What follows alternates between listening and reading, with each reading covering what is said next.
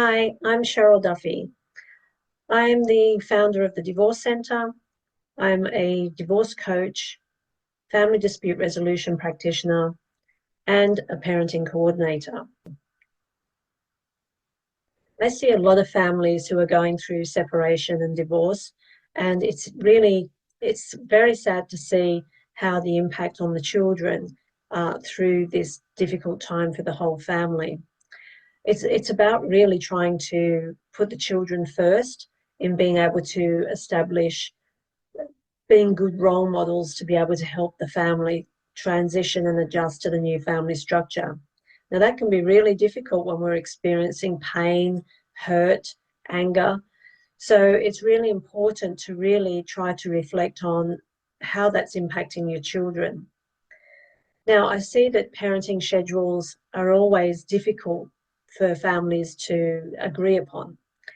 But I think it's really important to make sure that you're looking at what's the best for the children. And that's creating a calm environment that helps them transition and adjust to a new family structure. So I just want to share with you what I feel is really important to take into consideration. And that's looking at what your pre-separation parenting was like. So we all know that over time, society has changed. Got more mothers in the workforce. We have interchangeable roles in that parenting space. And then all of a sudden, when divorce and separation occur, we don't seem to be able to manage that quite as well as we should. So when we're looking at how we're going to set up a parenting schedule for the children, it's really important to try to have a look at creating calm instead of chaos, because it's the children that have the rights, not the parents. It's not your right to have the children 50% of the time. It's not your right to have the children sole custody. The children have the rights, and they have the right to be able to love and be loved by both parents. Obviously, as long as there's no safety issues. And us as parents, we have responsibilities to ensure that we help our children be able to maintain and have those relationships with both parents. So often I see that children are being fought over like they're assets to be divided, because you've got half share. That doesn't mean that half share in creating the children doesn't mean that you've got to then have your half share going forward.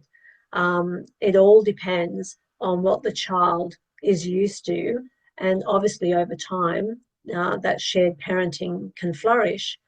But it's really important that through the chaos of separation and divorce, where each parent may be struggling themselves, let alone the children struggling with the changes that are happening, it's important to, create that environment where the children's routine is not significantly disrupted.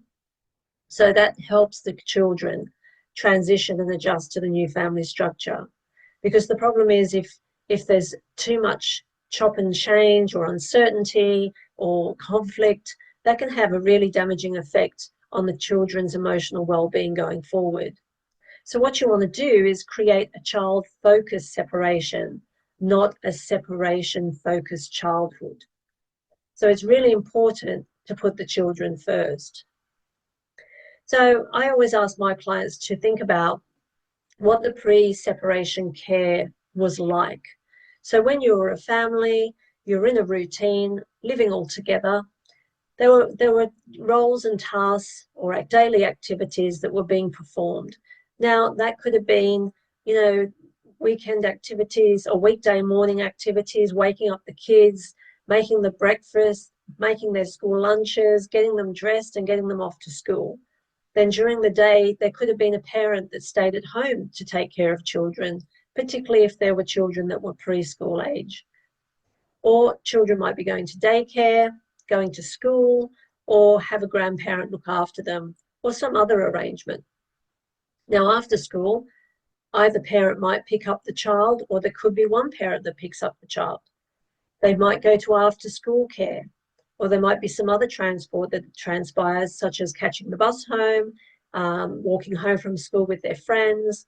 There might be after school extracurricular activities where they might go to soccer training, or tennis club, or whatever they've joined up, that needs to have someone take them to and from those activities. They might have appointments, medical appointments, or parent-teacher appointments that they need to attend. In the evening time, there's homework. Who is helping the kids with the homework? Who's preparing dinner? It might be something that's interchangeable that you both do. Hygiene, who's getting them off to go and have their showers, brush their teeth, getting their hair washed, and so forth. And then who's putting the kids to bed? Who's reading them a story? Who's sitting and chatting with them before they fall asleep? Extracurricular activities. So they might be going to things on the evening where they might be going to karate class or going to gymnastics. So there's activities there that parents are involved in. Then on a Saturday and Sunday, both parents might be available and might be helping with all of the daily activities. So, they might be making breakfast, getting the kids ready, getting lunch done, extracurricular activities like sports on a Saturday morning, and then you've got their evening routine again. Sunday, you might be having family activities. You might be going out doing things together as a family, or you might be going and doing things individually with the children. So it's really good to reflect on what your care arrangements with the parenting were pre-separation. Now, you might have had a situation where you had one parent stays at home, and let's say it was the mum, just for example's sake. So if the mum stayed at home, the dad was the primary financial provider, you may have a situation where some of these activities were being done in pink by mum. Either parent might have taken the kids to school.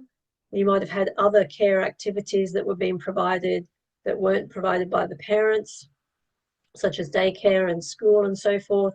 But there might have been a parent who did stay at home with preschool children, or a parent that would take time off work to stay at home if the child was sick. And it might be one parent that predominantly does that, or it could be a shared role.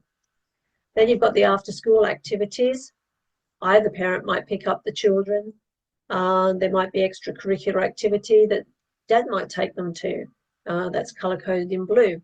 So there might be all different things that happen, particularly in this example, where there's a stay-at-home parent, where they may be doing more activities than the parent that's out making, the financial provisions for the family. And then obviously you've got some shared activities. On the weekends, you both might interchange those activities together, or it might continue through that each parent has a significant role that they play in those activities. So this is just an example. So the other example is if there's two parents working full-time, you might find that a lot of the activities, the parenting activities, are shared. They are interchangeable. So it's whoever's home, whoever is available at that time, they jump in and they do those activities. So it's about really understanding about what your pre-separation activities look like. So then you could go in and select and color code who was performing those activities. So it gives you a picture of what the children are used to, who they're used to doing some of these activities for them, so that you can make sure that the activities continue as they are, so that you can put together a parenting plan which reflects where those different roles, or where a parent was playing more of the carer role, and you might want to then sort of increase time, overnight time, as time goes by. So if you see here, you've got week 1 and 2 with the weeks and with the days, and these are the nights. So you might have, if it's a decision that you've both made, that dad will have 3 nights and mum will have 11 nights. You might have something where it then jumps to nine nights and 5 nights for dad. Then you might have 6 nights for dad, and then you might have 7 nights each. And this can be something that is either chosen as this is what our family looks like now, and we will continue to do that while we help the children adjust. And over the time, you can put into your parenting plan, we'll start off small and then we'll keep increasing over time. And you can put, okay, well, after 2 or 3 months or after a few weeks, whatever you're seeing is going to work for your family. You might already be two working parents who interchange, like I showed you on that chart where a lot of the roles were shared. You might jump straight to 50-50 if you were a family that had interchangeable roles. So the children felt safe and secure going to either parent because either parent could support their needs in the family structure. Whereas if there was a primary carer, they may have been the go-to person, they may have been the person that the children relied on to do those day-to-day functions. So then you may want to look at, doing that phased schedule over time to increase those roles becoming interchangeable. So it's all about looking at what is best for the children rather than saying, I want 50-50, it's got to be 50-50 from day one. It's about looking at how is it going to impact the children? Is it going to significantly impact them? And if so, what's a better approach? Now, if you guys can work together and be able to reflect on your pre-separation parenting and ensure that there is a phase schedule over time so that you're not having to fight over the day one shared parenting, you can actually reflect and say, okay, well, let's start it off small and grow it so that within 12 months' time or whatever the timeline is, we'll end up with shared parenting. So it's about working together and making sure that you're doing what is best for the children to create the calm environment to help them transition and adjust to the new family structure so that they have both parents in their life and they have that calm and no conflict occurring because the parents are being good role models working together.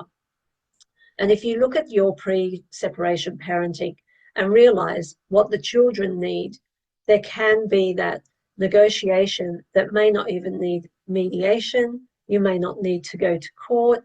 You can save yourself a lot of time, a lot of money, a lot of anxiety and stress, which can all make it very, very difficult for the children, for their development and behavior, if the separation becomes very, very conflictual, whereby the children are then under a lot of anxiety because everything is uncertain, there's a lot of fighting going on, and it's just where they would really love for their parents to be able to work together, to be able to create a schedule where they can have both of you in their lives.